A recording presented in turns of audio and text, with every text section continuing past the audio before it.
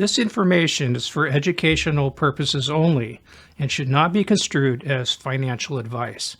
I am not recommending buying or selling any stock, commodity, or options contract. So how do you short the stock market? So shorting stocks was really the basic way you could do it, but it's very risky.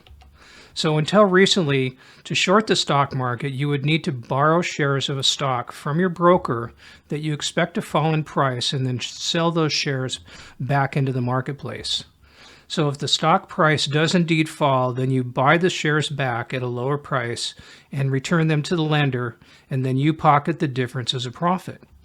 However, it's important to note that short selling carries significant risk because there is no limit on how much a stock price can increase, which means that your potential losses from short selling are theoretically unlimited.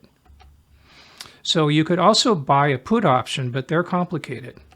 So put options require that you get two things correct. You have to get the timing correct, meaning options have a defined expiration date and eventually will become worthless. The market has to drop before that date, and obviously the sooner the better.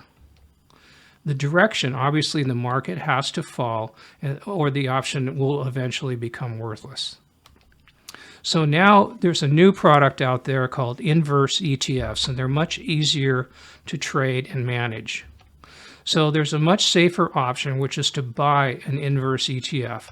These were started in around 2008 after that bear market and are designed to make money when that respective market falls. So instead of shorting a stock, which has unlimited risk if you're wrong, you're buying an ETF which has a defined risk, meaning the value of that ETF can only go to zero. So how do inverse ETFs work? So an inverse exchange-traded fund, ETF, is a type of investment vehicle that aims to provide specific returns that are opposite to the performance of an index or benchmark, meaning if the S&P goes down, the value of that ETF goes up.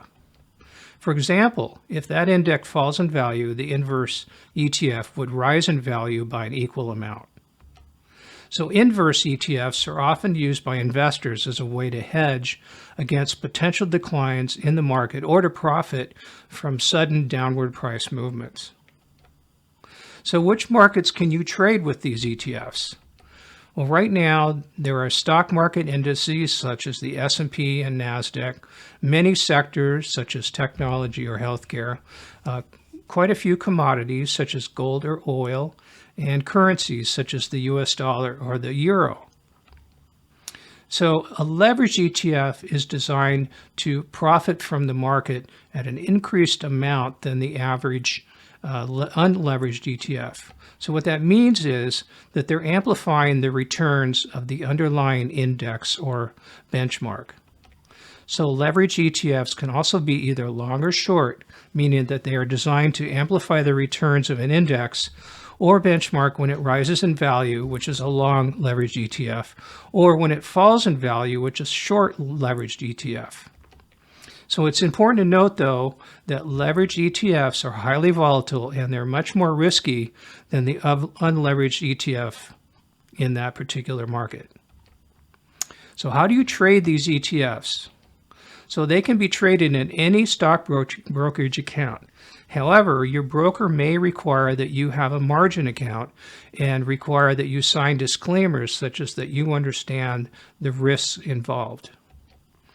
So the next video will be how to decide when to short the markets using these inverse ETFs.